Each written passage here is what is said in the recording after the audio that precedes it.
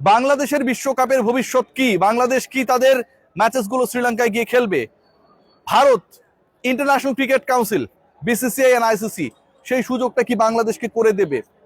গ্রুপের যে চেঞ্জিং, আমরা দাবা খেলায় দেখি না যে ক্যাসলিং করে হচ্ছে চেঞ্জ করা হয়, সেরকম কোনো ঘটনা কি ঘটবে?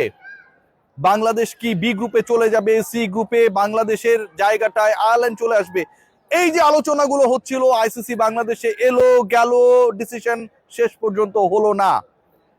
বাংলাদেশ ক্রিকেট বোর্ডের অফিসিয়ালসরা যখন সকল আশা ছেড়ে দিয়েছিল, বাংলাদেশ ক্রিকেট বোর্ডের অফিসিয়ালসরা যখন মোটামুটি একটা ডিসিশনে চলে গেছে যে বাংলাদেশের হয়তো এই ওয়ার্ল্ড কাপটায় অংশগ্রহণের সুযোগটা আর নেই, কোনো দিক থেকেই নেই, লজিস্টিক্যাল অ্যাডজাস্টমেন্টের যে ধোয়া তোলা হয়েছে বাংলাদেশের সিকিউরিটি এনশোর করার থেকেও যেন সেটাই সবচেয়ে বেশি প্রায়োরিটি হয়ে গেছে বিসিসিআই এবং আইসিসির কাছে।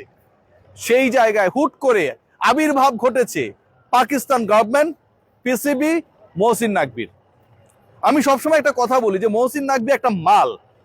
এই লোকটা এমন এক মাল যে তিনি এশিয়া কাপের ট্রফি যখন দিচ্ছিলেন, ইন্ডিয়ান ক্রিকেটাররা তার হাত থেকে নেবে না, তিনি ট্রফি নিয়ে লকারের মধ্যে সেটা রেখে চাবি মেরে দিলেন, তালা মেরে দিলেন।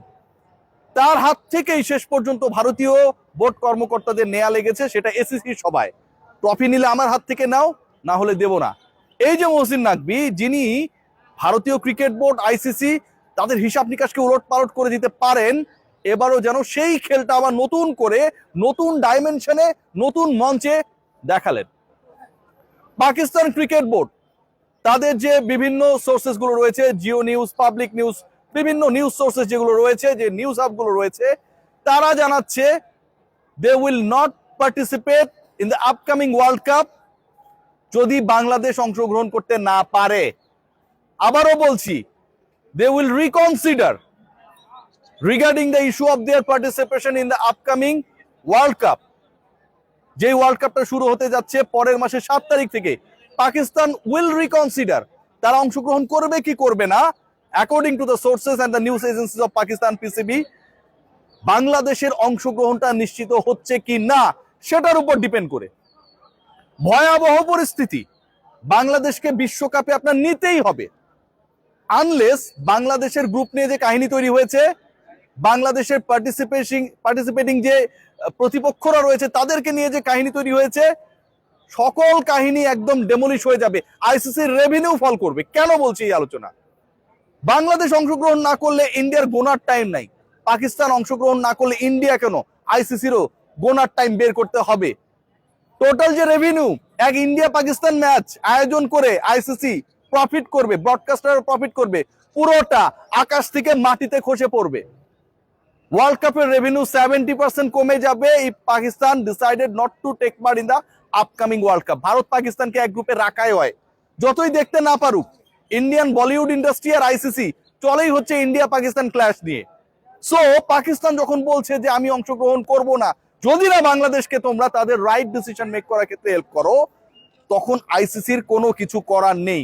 মুখে মুখে অনেক কথা বলতে পারে, অনেক লেটার পাঠাতে পারে, অনেক মেইল করতে পারে, অনেক ধরনের বক্তব্য আসতে পারে, অনেক সমস্যায় তারা রয়েছে, হাত ব্যথা, পা ব্যথা, মাথা ব্যথা, এগুলো কিভাবে সারাবে এই অল্প সময়ের মধ্যে। কিন্তু এন্ড অফ দ্য ডে ভারতের গ্রুপেও একটা বড় ধরনের ক্যাচার লাগার অপেক্ষায়, কারণ আপকামিং ওয়ার্ল্ড কাপে ভারত পাকিস্তানের যেই ম্যাচ, পাকিস্তান যদি শেষ পর্যন্ত না খেলে সেই ম্যাচও পোস্টপোন হয়ে যাবে।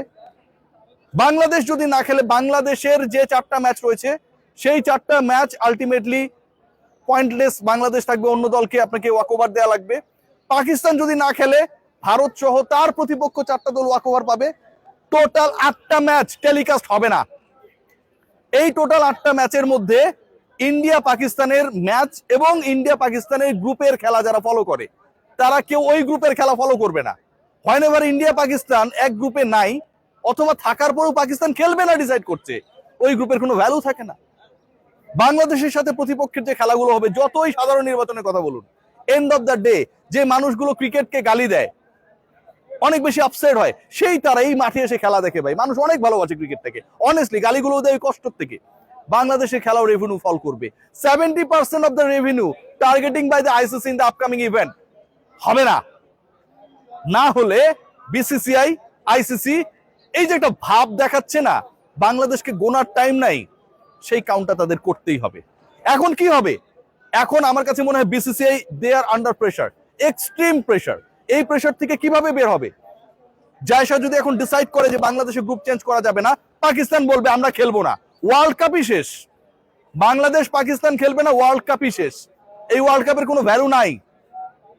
ইন্ডিয়া পাকিস্তানকে এক গ্রুপে রাখা হয়েছে, পরের বার যখন আবার নেক্সট স্টেজে যাবে তখন আরেকবার তাদেরকে খেলানো হবে, ফাইনালে গেলে আরো একবার খেলা হবে।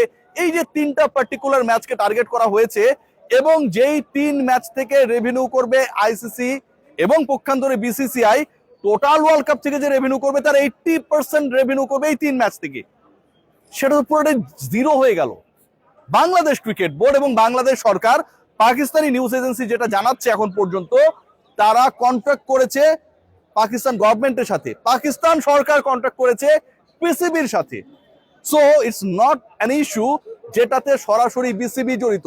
বাংলাদেশ সরকার পাকিস্তান সরকারের সাথে যোগাযোগ করেছে, পাকিস্তান সরকার পিসিবির সাথে যোগাযোগ করেছে।